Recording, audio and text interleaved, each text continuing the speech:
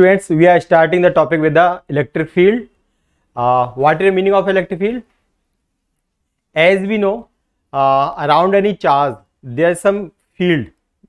Charge के आसपास क्या होता है कुछ फील्ड होता है जिसमें अगर कोई दूसरा चार्ज आ जाए तो वो तो या तो अट्रैक्शन फील करेगा या रिपल्शन फील्ड करेगा.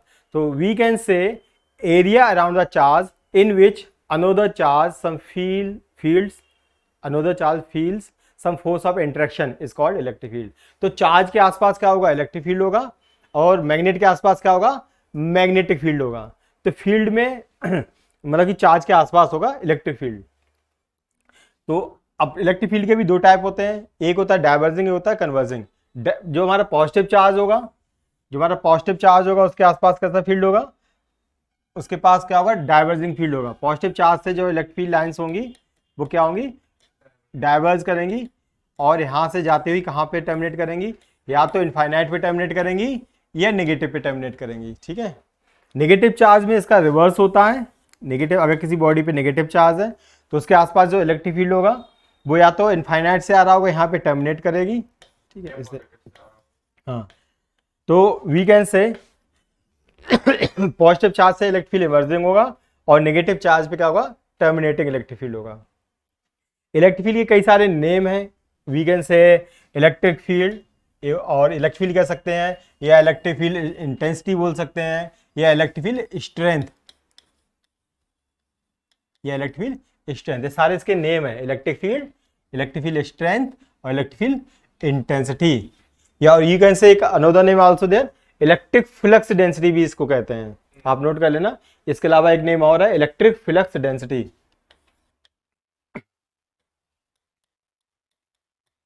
इलेक्ट्रिक फ्लक्स डेंसिटी, ये भी हमारा एक नेम है. सही है. हाँ, इलेक्ट्रिक फ्लक्स डेंसिटी. एक्चुअली आगे चलिए फॉर्मूला मिलेगा आपको, 5 E इंटू एस. तो आपका E, हाँ वो डॉट प्रोडक्ट खोलेंगे तो कॉस थीटा आएगा. तो E क्या हुआ, 5/s. तो flux, number of flux lines पर unit area is known as electric flux density. तो electric field density is equal to electric field. ठीक है. एनीवे, तो इलेक्ट्रिक फील्ड को डिफाइन कैसे किया गया है. सबसे इंपॉर्टेंट कहानी इसकी है कि एक चार्ज और दूसरा चार्ज बिना टच में आए एक दूसरे पे फोर्स एक्सर्ट करते कैसे हैं. अगर if you want to push somebody तो you must touch that body. अगर आप किसी चीज को पुश करना चाहते हैं, पुल करना चाहते हैं, आप उसको क्या करोगे, फिजिकली टच करेंगे. आप उसको या तो पुश करेंगे या पुल करेंगे.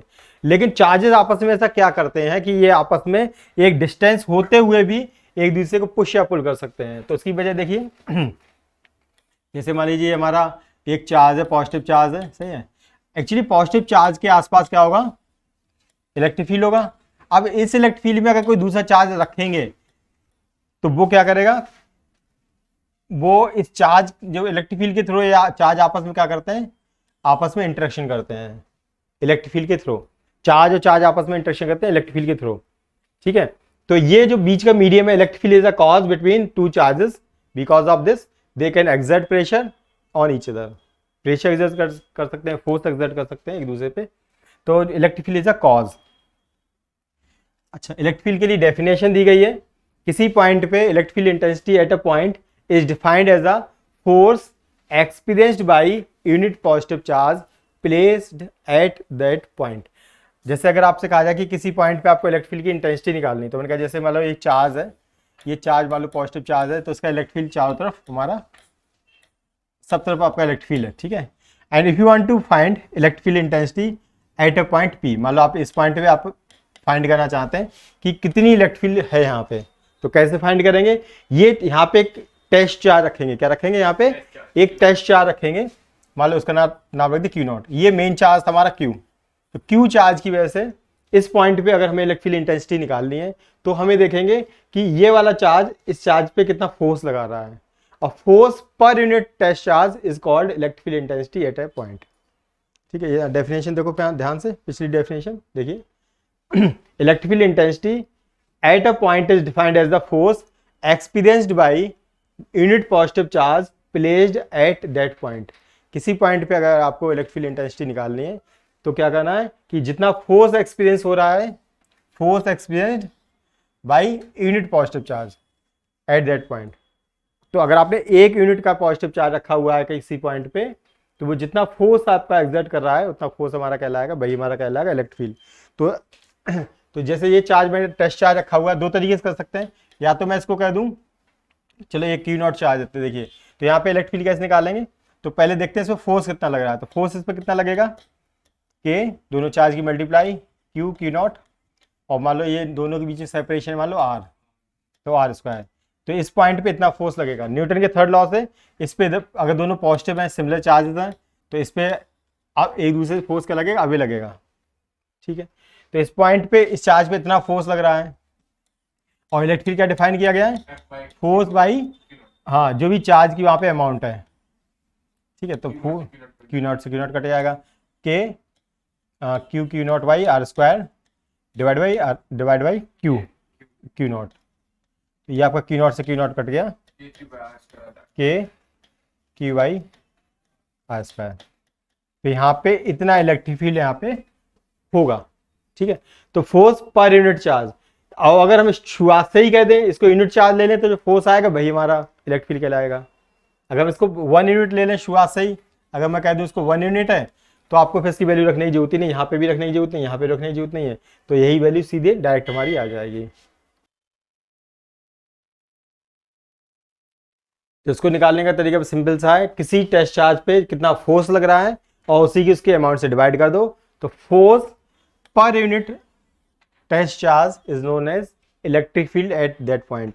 सबसे खास बात क्या है, ये जो इलेक्ट्रिक फील्ड है ये हमारे टेस्ट चार्ज के अमाउंट पे डिपेंड नहीं करता है। इसकी अमाउंट चाहे कम हो चाहे ज़्यादा हो, ये तो टेस्टिंग करने का तरीका है। जैसे अगर ट्यूबलाइट है, ट्यूबलाइट की आप रोशनी यहाँ पे चेक करना चाहते हैं, तो आपका जो भी कोई मेथड आप उससे निकाल लिया, ठीक है, लेकिन ये जो यहाँ पे जो आपने मेथड से सॉल्व किया है यहाँ पे, लेकिन ये उसको चेंज नहीं कर सकता। जो भी लाइट आ रही है वो तो आएगी ही आएगी यहाँ पे। तो जो इसका इलेक्ट्रिक फील्ड है इस चार्ज का, यहाँ पे इलेक्ट्रिक फील्ड जो भी रहेगा वो अमाउंट उतनी ही रहेगी, टेस्ट चार्ज को कम या ज़्यादा नहीं कर सकता। ये अलग बात है। नहीं, नेगेटिव भी ले सकते हो, उससे कोई दिक्कत नहीं है। अगर पॉजिटिव लेंगे तो इसको इधर को फोर्स लग रहा होगा, नेगेटिव लेंगे तो इधर को होगा। तो पॉजिटिव चार्ज पे इधर को इलेक्ट्रिक फील्ड आ जाएगा, नेगेटिव पे इधर को इलेक्ट्रिक फील्ड आ जाएगा। एनीवे यहाँ पे दूसरी बात है टेस्ट चार्ज। व्हाट है meaning of a test charge. Test charge test करने के लिए एक चार्ज है, और वो चार्ज की उसका साइज भी क्या होना चाहिए, छोटा होना चाहिए, और उसका मैग्नीट्यूड भी जो चार्ज है उसका मैग्नीट्यूड भी कम होना चाहिए, क्योंकि otherwise that can disturb the charge configuration of this charge. Source charge amount में बड़ा होता है, टेस्ट चार्ज स्पेशली छोटा होता है, साइज में भी छोटा होता है और उसका मैग्नीट्यूड भी छोटा होगा। कि अगर वो ज़्यादा होगा तो क्या करेगा, इसको पोलराइज कर सकता है। मतलब कि जो जैसे मान लो ये पॉजिटिव है तो ये पॉजिटिव इधर पहुंच जाएगा, सारा इधर चला आएगा, तो डिस्टेंस वगैरह चेंज हो जाती है। तो टेस्ट चार्ज का मैग्नीट्यूड शुड बी स्मॉल, और साइज तो सभी का होना ही चाहिए, पॉइंट साइज। तो चार्ज तो पॉइंट साइज होना ही चाहिए, लेकिन टेस्ट चार्ज का स्पेशली मैग्नीट्यूड भी कम होना चाहिए, so that can not disturb the charge configuration of the source charge. तो इसको कहेंगे सोर्स चार्ज, जो इलेक्ट्रिक फील्ड जिसका हम निकाल रहे हैं, सोर्स चार्ज। और ये हमारा है, ये टेस्ट चार्ज है। तो test charge should not disturb the charge configuration of source charge. सही है। इसके अलावा यहाँ पे इसकी डायमेंशन वगैरह निकालना चाहें तो देखिए, इसकी कई सारे हमारे यूनिट और डायमेंशन निकाल सकते हैं। तो यहाँ से अगर देखेंगे, देखिए इलेक्ट्रिक फील्ड क्या हुआ, फोर्स पर यूनिट चार्ज। तो आपका यूनिट बनेगी इसकी न्यूटन पर कूलाम। एक यूनिट हमारी न्यूटन पर कूलाम है, एक वोल्ट पर मीटर भी आएगी, बाद में पता चलेगी, लेकिन यहाँ पे हमारी यूनिट क्या है, E equals to F by Q. तो आपकी यूनिट बनी न्यूटन पर कूलाम। सही है, ये हमारी यूनिट बन चुकी है। डायमेंशन क्या बनेगी बताइए। हाँ, फोर्स के लिए लिखेंगे mass into acceleration mlt minus 2, और कूलाम के लिए q बराबर it। हाँ, q इक्वल्स टू it होगा। हाँ, मीटर नहीं करके एम्पियर, a t। हमारा हो गया ये डायमेंशन की सॉल्व करके हो गई mlt माइनस 3 a माइनस 1। ठीक है, ये हमारी डायमेंशन आ चुकी है। ठीक है, इसके अलावा यहाँ पे देखिए, यहाँ पे बड़ा इंपॉर्टेंट पॉइंट लिखा हुआ है जो मैंने आपसे अभी बोला था, the magnitude of the test charge should be as small as possible, the accurate definition of electric field in this case. तो फोर्स पर यूनिट चार्ज है, और जो test charge should be nearly to tends to zero, मतलब जितना छोटा हो सके उतना अच्छा है, कोई बड़ा होना इसका टारगेट नहीं है, छोटे पे ही अच्छा रहेगा कि उसका काम तो केवल टेस्टिंग करने का है।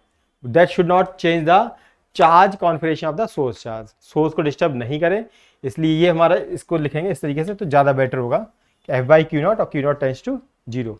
तो मैथमेटिकल फॉर्म है इसकी, तो एक्यूरेट मतलब इससे बेटर ये है कहने का मतलब, अगर दो आपके पेपर में कभी आ जाए कि कौन सी राइट डेफिनेशन है तो आप लिखोगे ये राइट डेफिनेशन है electric field F by Q की अपेक्षा दिस।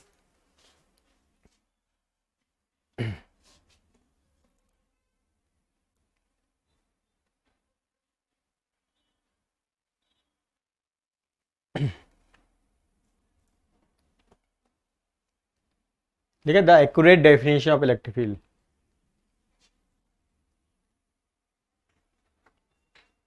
नहीं कर पाया, कर लिया, कर लीजिए कर लीजिए।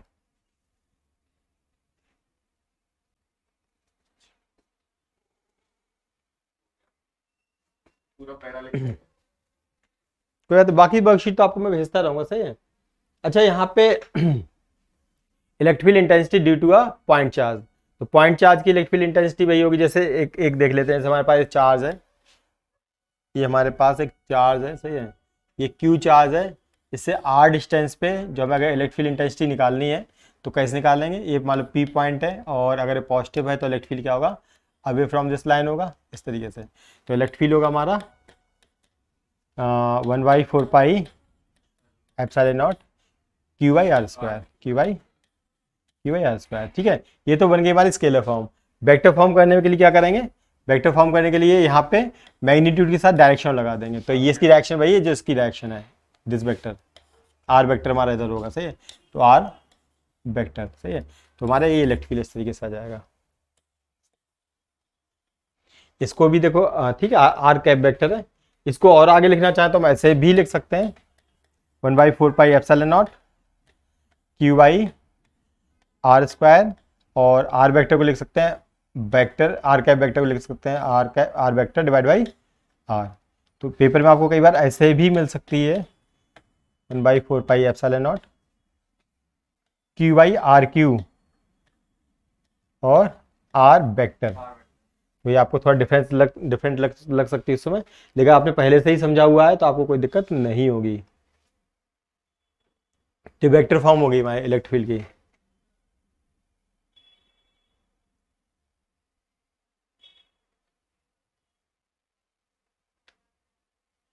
ई के ऊपर कितनी साइन आएगा सर, अगर इधर वेक्टर फॉर्म में तो आर वेक्टर ही आएगा। वेक्टर ही आएगा, पहले पहले तो नॉर्मल था ना, जब पहले नॉर्मल था, जब यहाँ कैप लगा दिए तो यहाँ पे भी आ गया, ये ई वेक्टर आ गया, ई वेक्टर। चलिए आगे बढ़ते हैं, यहाँ पे इसमें कुछ नोट्स हैं। The magnitude of E depends upon the magnitude of charge Q which produces the electric field and not on the value of the test charge, test charge पे डिपेंड नहीं करता है, वो टेस्टिंग करने काम आता है। ठीक है, और दूसरा पॉइंट क्या है, the electric field is the property of space not of the charge testing the field, ये प्रॉपर्टी ऑफ उस पर डिपेंड करेगा, सोर्स चार्ज है, ये टेस्ट चार्ज पे डिपेंड नहीं करेगा, और इनफैक्ट स्पेस के हिसाब से ही आपकी इलेक्ट्रिक फील्ड कम और ज़्यादा हो सकता है, स्पेस पे भी डिपेंड करेगा। जो आपका इलेक्ट्रिक फील्ड किसी अमाउंट किसी पॉइंट पे जो इलेक्ट्रिक फील्ड है वो सोर्स चार्ज पे डिपेंड करेगा, और बीच का जो मीडियम है स्पेस है उस पर भी डिपेंड करेगा। अगर वो मीडियम डेंसर होगा तो इलेक्ट्रिक फील्ड क्या होगा, कम होगा। जैसे फोर्स भी तो कम होता है ना, जब फोर्स का इंटरेक्शन ही कम हो जाएगा बीच में मीडियम डेंसर होने पे तो आपका क्या होगा, तो फिर इलेक्ट्रिक फील्ड भी कम हो रहा है। इसके अलावा electric field intensity due to a group of point charges, ये भी काफ़ी हद तक वैसे ही है, ये आपका सुपरपोजिशन प्रिंसिपल है, सुपरपोजिशन प्रिंसिपल था ना, उसी तरीके से ये भी है। सुपरपोजिशन प्रिंसिपल में क्या निकालते हैं, किसी चार्ज पे निकालते हैं नेट फोर्स निकालते हैं ड्यू टू अदर चार्जेस। अब यहाँ पे क्या करेंगे, किसी पॉइंट पे इलेक्ट्रिक फील्ड निकालेंगे net electric field due to other charges. जैसे मान लो लिखा हुआ है द रिजल्टेंट और net electric field intensity at a point due to a group of point charges can be found by applying superposition principle. These thus electric field intensity at a point P due to point charges Q1, Q2, Q3, Qn बहुत सारे charges is equal to vector sum of electric fields due to individual charges eight that point. मान लीजिए जैसे मान लो वहाँ बहुत सारे charges है, मान लो जैसे Q1 Q2 कहीं पे भी हो, डिफरेंट डिफरेंट है, बहुत सारे मान लो Qn, these are the charges, ठीक है। और इस पॉइंट पे आपको नेट इलेक्ट्रिक फील्ड इंटेंसिटी निकालनी है। तो कैसे निकालेंगे, तो इलेक्ट्रिक फील्ड क्या वेक्टर क्वांटिटी है, तो वेक्टर्स को वेक्टर लॉ के साथ जोड़ते हैं, कोई दिक्कत ही नहीं। तो इस मान लो ये डिस्टेंस मान लो आपने कहा कि R1 है, कि Q1 है तो R1 ले ले तो अच्छा रहेगा, ये R2 है, इस तरीके से सबके इलेक्ट्रिक फील्ड होंगे। इसका मान लो आपका ये Rn डिस्टेंस है, तो मान लो इसका इलेक्ट्रिक फील्ड इधर के लिए E1 और ये आपका E2 डेड और आपको मान लीजिए ये En है। ये सारे इलेक्ट्रिक फील्ड का वेक्टर क्वांटिटीज हैं। तो net electric field at that point क्या होगा, सबका वेक्टर सम होगा। तो ई नेट होगा, E net equals to E1 vector plus E2 vector plus E3 vector डेड En। तो यहाँ पे भी सुपरपोजिशन प्रिंसिपल हमारा एप्लीकेबल है। Superposition principle is always applicable for any vector. तो electric field is a vector quantity, तो हमारा सुपरपोजिशन प्रिंसिपल उसके लिए एप्लीकेबल हो जाएगा। ठीक है, तो पॉइंट के लिए इतना है कि अगर बहुत सारे चार्जेस हमारे अवेलेबल हैं और किसी पॉइंट पे इलेक्ट्रिक फील्ड इंटेंसिटी निकालनी है, तो इसकी इलेक्ट्रिक फील्ड इंटेंसिटी कितनी है, इसकी कितनी है, इसकी कितनी है, सबका क्या करेंगे, सबका वेक्टर सम कर देंगे। कि वेक्टर्स है तो वेक्टर सम होगा, अगर स्केलर्स होते तो सीधे सीधे जोड़ देते, वेक्टर सम करने की जरूरत नहीं पड़ती। ठीक है, ये तरीका रहेगा। चलिए आगे बढ़ते हैं।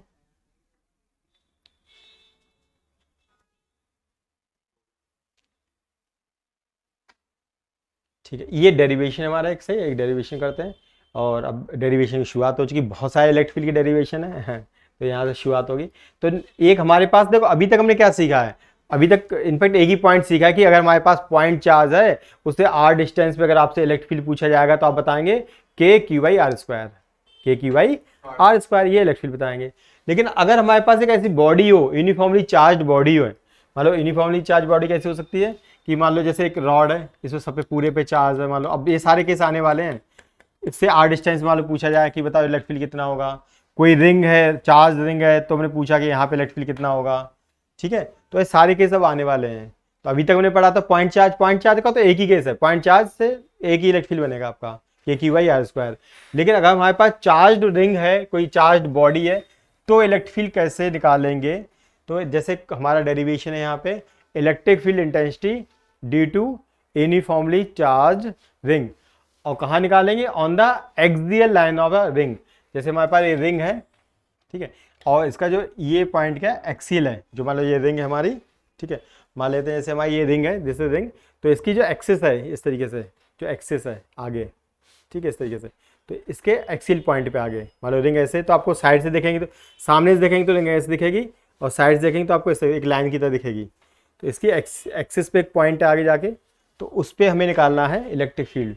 मान लीजिए पॉइंट हमारा P है यहाँ पे, तो क्या करेंगे, इसका बहुत सिंपल सा तरीका है। तो हम क्या करेंगे, हम इंटीग्रेशन वाला मेथड यूज करेंगे। यहाँ पे हमने एक छोटा सा चार्ज एक छोटा सा पार्ट कंसीडर करेंगे। ये टोटल लेंथ मान लो हमारी जो हमारी रिंग है उसकी लेंथ टोटल L है मान लो, और छोटा सा चार्ज सेगमेंट हमने कंसीडर करिए, उसका कितना लेंथ है DL, ठीक है, टोटल लेंथ L है तो DL है। तो और मान लो ये जो एक पॉइंट है हमारा वो x डिस्टेंस पे है, और रिंग की रेडियस हमारी क्या है, r रेडियस की रिंग है। क्यों याद रहेगा, r रेडियस आसान है, कई जगह इसको r कर देते, तो उसको r मत करिए, r रेडियस की रिंग है, उसकी रिंग की एक्सिस पे एक पॉइंट है P जो कि x डिस्टेंस पे है, और टोटल इस पे हमारा कहीं पे एक सेगमेंट पे चार्ज है dq चार्ज होगा, और लेंथ हमारा उसका dl। मान लो इस पे चार्ज कितना है, इस सेगमेंट पे चार्ज है dq और लेंथ हमारी dl। अगर ये चार्ज पॉजिटिव होगा तो इलेक्ट्रिक फील्ड इस जगह पे कैसा होगा, अभी होगा, अगर है ना पॉजिटिव चार्ज है, इस देखो ये जो रिंग है this is collection of so many point charges, तो उन पॉइंट चार्ज का एक एक का सबका यूज करेंगे, सही है। तो इस चार्ज की वजह से अगर पॉजिटिव है तो इलेक्ट्रिक फील्ड क्या होगा, अभी अगर नेगेटिव होता, पूरी रिंग पे अगर नेगेटिव चार्ज होता तो टुवर्ड्स होता, तो उससे कोई खास फर्क नहीं आएगा, सही है। तो हमने मान लिया कि चार्ज आपका dq जो है इस पे छोटे dl सेगमेंट पे जो चार्ज है dq और पॉजिटिव है, तो इसका इलेक्ट्रिक फील्ड क्या होगा, अवे होगा इधर के लिए, ठीक है। तो हमने कहा छोटे सेगमेंट की वजह से इलेक्ट्रिक फील्ड कितना मान लो हमने डी ही मान लिया, कि टोटल रिंग का तो निकाला नहीं हमने, तो टोटल रिंग का जो आंसर आएगा उससे तो ई बोलेंगे, तो हमने इसको थोड़े से चार्ज को डी बोल दिया। मान लेते हैं ये हमारा जो एंगल बनना है दिस इज थीटा, तो क्या सिचुएशन बनेगी देखिए, तो डी के लिए electric field, electric field due to this small segment. ठीक है, तो देखो यहाँ पढ़ लेते हैं, consider a thin circular ring of radius R, centre O, carrying a positive charge Q. पूरे पे टोटल चार्ज क्या है, क्यू है। The ring is held perpendicular to the plane of the paper, जो हमारा ये है इसके परपेंडिकुलर है, अगर मान लो प्लेन है तो इसके परपेंडिकुलर इस तरीके से। It is desired to find the electric field intensity at a point P on the axis of the ring at a distance X from the centre of the ring. ठीक है, तो यहाँ पे हमें इलेक्ट्रिक फील्ड इंटेंसिटी निकालनी है। ठीक है, तो पॉजिटिव चार्ज इस चार्ज की, पूरी रिंग का छोड़ो, इस चार्ज की वजह से इलेक्ट्रिक फील्ड किधर को होगा, इधर को होगा। ये पूरी रिंग की बात कर नहीं रहे, छोटे से सेगमेंट की बात कर रहे हैं जिसकी लेंथ dl है, जिसपे चार्ज dq है, तो इलेक्ट्रिक फील्ड भी छोटा सा ही होगा d। कि बाद में जब इंटीग्रेट करेंगे तो e कर देंगे ना उसे। अगर हम स्टार्टिंग से e मानेंगे तो फिर हम उसको कैसे क्या, फिर कुछ और मानना पड़ेगा उसे। तो छोटे सेगमेंट की वजह से इलेक्ट्रिक फील्ड हमने डी मान लिया है, और जब कंप्लीट इसका आंसर आएगा तो ई आ जाएगा। ठीक है, तो ये डी कितना होगा रूल के हिसाब से, तो डी हमारा होगा के क्यू, क्यू कितना है डी क्यू, आर स्क्वायर का मतलब ये डिस्टेंस, यहाँ पे ये आर और एक्स मान लो, इसको वाई मान लें, डिस्टेंस ये वाली लगेगी। ठीक है, वाई स्क्वायर, बात समझ आई, यस बताओ, के क्यू वाई आर स्क्वायर, तो के क्यू कितना डी क्यू, और आर की जगह ये लेंथ लगेगी। ये लगवाता है, ये लेंथ कितनी होगी, ये होगी हमारी root R square plus X square. जब ये यूज होगी तो हम इसका यूज कर सकते हैं, तो अभी आप, ठीक है, खैर अगर ये थीटा है तो ये थीटा होगा। तो अब इसके तो इसके दो कंपोनेंट कर सकते हैं, तो डी के दो कंपोनेंट हो जाएंगे, कि डी एक वेक्टर क्वांटिटी है, तो वेक्टर कभी इंक्लाइंड छोड़ते नहीं है, या तो उसे हॉरिजॉन्टल कर दो या वर्टिकल कर दो। कि ऐसे कंफ्यूजन है कि क्या है ये, मतलब इसकी अमाउंट एग्जैक्ट कितनी है, तो इसको दो पार्ट में डिवाइड कर देंगे। तो इसका एक कंपोनेंट हमारा हो गया डी कॉस थीटा, और उधर को हो गया डी साइन थीटा। तो ये हट गया, उसकी जगह कंपोनेंट हम लगा दी ना, इसकी जगह पे, इसकी जगह हमने कंपोनेंट लगा दी, तो उसको हमने हटा दिया। और सिमिलर सेगमेंट जैसे नीचे ऊपर माना, ऐसे एक सेगमेंट नीचे मान सकते हैं सिमेट्री से, रिंग पे जैसे दो पॉइंट है, एक ऊपर एक नीचे, तो इस वाले का सेगमेंट सेम तरीके से ऊपर बनेगा डी, क्यों, फिर से डी बनेगा, फिर इसके दो कंपोनेंट बनेंगे। अब ये थीटा तो ये भी थीटा होगा, ठीक है, तो फिर ये भी थीटा बनेगा, फिर इसके कंपोनेंट आएंगे, डी एक और आएगा इसका डी कॉस थीटा, और ऊपर को क्या बनेगा डी साइन थीटा बनेगा। तो चूंकि हम इसको क्या कहते हैं, हम इसको हटा, क्योंकि हमने इसके कंपोनेंट रख दिए डी के, तो इसको हटा दिया यहाँ से, सही है, इसको हटा दिया। तो आप देख सकते हैं केवल हमने दो कंपोनेंट लगाए हैं, और देखो हमारे पास इसमें दो D cos theta add on हो चुके हैं, और डी साइन थीटा और डी साइन थीटा ये मैग्नीट्यूड में इक्वल है, डी साइन थीटा, और डायरेक्शन में क्या अपोजिट है, तो ये कैंसिल आउट हो जाएंगे। तो केवल दो सेगमेंट लेने पे यहाँ पे हमारा आया डी कॉस थीटा, केवल दो सेगमेंट लिए। अब रिंग पे ऐसे बहुत सारे पॉइंट होंगे, जैसे ये पॉइंट है, फिर इसके ये पॉइंट है, फिर ये पॉइंट है, फिर ये पॉइंट है, पूरी रिंग में बहुत सारे पॉइंट होंगे। अब मैं सामने से दिखा रहा हूँ, देखिए जैसे एक पॉइंट ऊपर था तो इसके करस्पॉन्डिंग पॉइंट नीचे था, ठीक है, फिर ये पॉइंट हमने थोड़ा सा इधर बढ़े तो इधर बढ़ गए, इनके करस्पॉन्डिंग भी दो पॉइंट होंगे, फिर इन पॉइंट के, मतलब पूरी रिंग पे बहुत सारे पॉइंट मिलेंगे करस्पॉन्डिंग। जैसे ये एक पॉइंट है हमारा, तो एक पॉइंट है यहाँ, तो इसके लिए फिर इस तरीके से मैच करेंगे, ऊपर और नीचे से ऐसे मैच करेंगे। तो पूरी रिंग पे बहुत सारे पॉइंट आएंगे, पूरी रिंग पे ऊपर पॉइंट कंसीडर करेंगे तो नीचे करेंगे, लेफ्ट कंसीडर करेंगे तो उसका राइट कंसीडर करेंगे, यहाँ करेंगे तो इधर करेंगे। कुल मिला के सारे के जो सारे कंपोनेंट अगर हम लेंगे तो हर बार क्या होगा, डी साइन थीटा कटते रहेंगे और डी कॉस थीटा जुड़ते रहेंगे। तो टोटल इलेक्ट्रिक फील्ड जो हमारा आएगा, इस पॉइंट पे वो आएगा ई नेट जो होगा integration of D cos theta हो जाएगा, डी कॉस थीटा का इंटीग्रेशन। अगर केवल दो ही सेगमेंट होते तो यहाँ पे आंसर होता 2d कॉस थीटा, छोड़ देते, लेकिन यहाँ पे बहुत सारे पॉइंट आएंगे पूरी रिंग पे, दो पॉइंट एक ऊपर एक नीचे, फिर यहाँ पे, फिर यहाँ पे, फिर यहाँ पे, फिर यहाँ पे, हर दो बहुत सारे पॉइंट से रिंग बनेगी। तो सारे के सारे डी साइन थीटा कटते रहेंगे, सारे डी कॉस थीटा जुड़ जाएंगे। तो हमारा जो नेट इलेक्ट्रिक फील्ड यहाँ पे होगा पी पॉइंट पे, वो होगा सारे डी कॉस थीटा का इंटीग्रेशन। 2d कहाँ से आ गया, मतलब डी कॉस थीटा के तो दो, एक ऊपर से, अच्छा आपको हाथ सही से, हाँ, तो अगर ये केवल दो पॉइंट होते, सुनो, एक रिंग नहीं होती, केवल एक पॉइंट होता, ऊपर एक पॉइंट नीचे होता, तो इनके एक कंपोनेंट आता डी कॉस थीटा, एक आता डी साइन थीटा, मतलब डी कॉस थीटा जुड़े आता, तो आता 2d कॉस थीटा। लेकिन यहाँ पे केवल दो रिंग पे दो पॉइंट थोड़े हैं कि एक ऊपर पॉइंट है एक नीचे पॉइंट, बताओ क्या होगा, ऐसे बहुत सारे पॉइंट बनेंगे। हाँ, यही तो पॉइंट है, अगर केवल दो होते तो D cos theta plus D cos theta, इन पॉइंट की वजह से इससे मिला डी कॉस थीटा, इससे मिला, और इनसे मिलेगा, इनसे मिलेगा, इनसे मिलेगा, इनफाइनाइट पॉइंट से मिलेगा। रिंग पूरी कब बनेगी? इनफाइनाइट पॉइंट से मिलेगी। That's why it is integration of D cos theta. अगर केवल दो ही पॉइंट होते इसी समय, अगर रिंग ना होती, एक चार्ज यहाँ होता, एक चार्ज यहाँ होता, टोटल इलेक्ट्रिक फील्ड पूछते तो हम कहते थे 2d cos थीटा, और एक चार्ज होता तो डी cos थीटा कह देते हैं। बताओ, मतलब खैर एक चार्ज होता तो वो फिर कैंसिल आउट नहीं होता, फिर तो वही ए डी बनता। सही है। तो हमारा जो बनेगा यहाँ पे, तो हमारा ई नेट हुआ डी cos थीटा का इंटीग्रेशन। तो डी की वैल्यू यहाँ से पुट कर दो, ये वैल्यू यहाँ पुट कर दो, इसका इंटीग्रेशन कर दो। ठीक है, तो हमने रखा है इसको integration K D Q by Y square. Y square का मतलब इसका square, R square plus X square. ठीक है, और cos थीटा आप क्या बनेगा? देखिए cos थीटा क्या बनेगा? cos थीटा बनेगा बेस बाई हाइपोटेनस। स्क्वायर तो फिर तो इसका भी होल स्क्वायर होगा ना। अरे कट गया ना, इसका रूट कट जाएगा ना। और जब cos थीटा करेंगे तो बेस बाई हाइपोटेनस, तो एक्स बाई, और ये वाई की मतलब ये value R square plus X square. तो हमारा इंटीग्रेशन किस में होगा? डी क्यू में। सही है, तो बाई सब कांस्टेंट बाहर आ जाएगा। सही है, तो K X by R square plus X square की पावर 3/2। सही है, और ये टोटल डी क्यू मिलकर क्या हो जाएगा? टोटल क्यू जो भी होगा उसका चार्ज होगा, तो वो कैपिटल क्यू मानो या स्मॉल क्यू मानो, जो आपको सही लगे, तो हम क्यू मान लेते हैं। तो हमारा ये आंसर आ गया, ई नेट हमारा ये आ गया। यानी इसको लिखें हैं ऑनर सर्कुलर, इसको लिखेंगे 1/4 pi epsilon nought Q X by R square plus X square power 3/2। ये हमारा आ गया। मतलब ऐसे लिख सकते हैं इसको, वही बात है जो कहते हो इसको। पावर 3/2 का मतलब क्या है? ये ऐसे हुआ ना, देखो ये पावर 1 है और ये पावर हाफ है 1/2। बेस सेम है तो पावर जुड़ गई 1 + 1/2। तो मान लीजिए अगर आर की वैल्यू 1 है, एक्स की वैल्यू 1 है, तो 1 स्क्वायर प्लस n स्क्वायर 2 हो गया। तो 2 की पावर 3/2 को क्या लिखेंगे? 2 की पावर 3/2 को दिखा दें। ठीक है, तो इसको लिखेंगे 2 की पावर 1/2 और 2। सही है, क्लियर है, इतना तो सही है। ये 2, ये क्या हुआ? √2, ये 2 हो गया। √2 की वैल्यू कितनी? 1.414, ये 2 आ गया। 2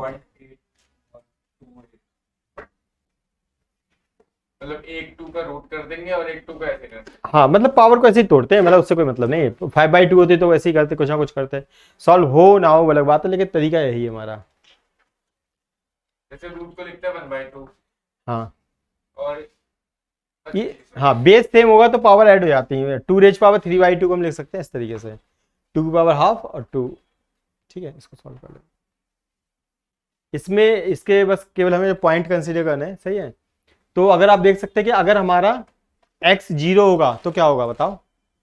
अगर हम कहते हैं यहाँ पे x हमारा 0 है, कि जो चार्ज है, मतलब रिंग है, रिंग के सेंटर पे ही निकालना है। जैसे रिंग x 0 होने का मतलब क्या है? ये पॉइंट यहाँ ना होके ये यहाँ पे है सेंटर पे, तो इलेक्ट्रिक फील्ड कितना होगा?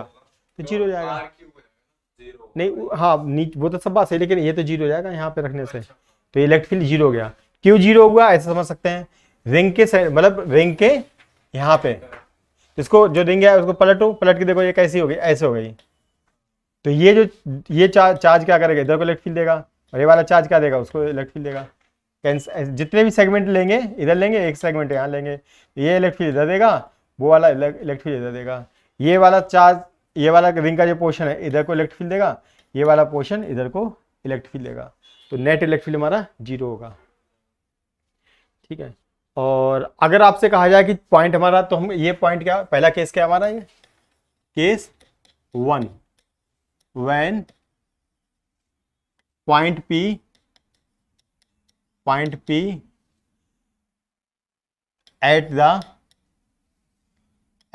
at the center of the ring, at the center of the ring, ring के सेंटर पे है, रिंग के सेंटर पे, तो क्या होगा? तो ये आपका इलेक्ट्रिक फील्ड आ गया 0। कैसे आया? हमने फॉर्मूला लिखा था हमारा, हाँ 1/4 पाई एप्सिलॉन नॉट, यहाँ पे का Q था, यहाँ पे था 0, R square plus X square की पावर 3/2। तो ये जो 0 है, Q × 0, ये इसको 0 कर देगा। वो तुमने एक्सप्लेनेशन दी कैसे आया वो अलग बात है। x0 तो मतलब जो रिंग है, रिंग के सेंटर पे यहाँ ना आके वो यहाँ पे बात हो रही, तो इलेक्ट्रिक फील्ड यहाँ पे क्या होगा 0। ये वाला सेगमेंट नीचे देगा, ये वाला सेगमेंट ऊपर देगा। इस तरीके से रिंग को ऐसे देखो ना, तो ये चार्ज क्या देगा, इधर को इलेक्ट्रिक फील्ड देगा, ये वाला चार्ज उधर को इलेक्ट्रिक फील्ड देगा। तो रिंग पे बहुत सारे पॉइंट होंगे, हर पॉइंट के करस्पॉन्डिंग एक अपोजिट में पॉइंट होगा जो कि कैंसिलेशन करेगा। और एक पॉइंट और है last, case 2, when point is far away, when point is far away, अगर जो चार्ज है बहुत दूर है, चार्ज क्या है बहुत दूर है, तो क्या होगा, सॉरी पॉइंट जो जहाँ पे हम इलेक्ट्रिक फील्ड निकाल रहे हैं वो पॉइंट क्या है बहुत दूर है, तो क्या होगा, तो हम कह सकते हैं x is very very greater than r। तो यह कह सकते हैं x² is very very greater than r², और इवन से x² plus r² is approximate x² ही हो जाए, कंसिडर कर लेंगे। तो इसको पुट कर दो इसी वाले फॉर्मूले में, सही है। तो यहाँ पे देख सकते हैं इलेक्ट्रिक फील्ड क्या बनने वाला है, इस वाले फॉर्मूले में पुट कर देंगे तो ये हमारा बना 1/4 पाई ε0 qx, और ये वैल्यू रख दी यहाँ पे, इसको रख दिया x² की पावर कितनी हो गई 3/2, x² पावर 3/2, तो 2 से 2 कट जाएगा, x³ आ गया, x³ आ गया, एक x और कट गई, 1/4 पाई ε0 q। ये देखो ये हमारा आंसर आ गया।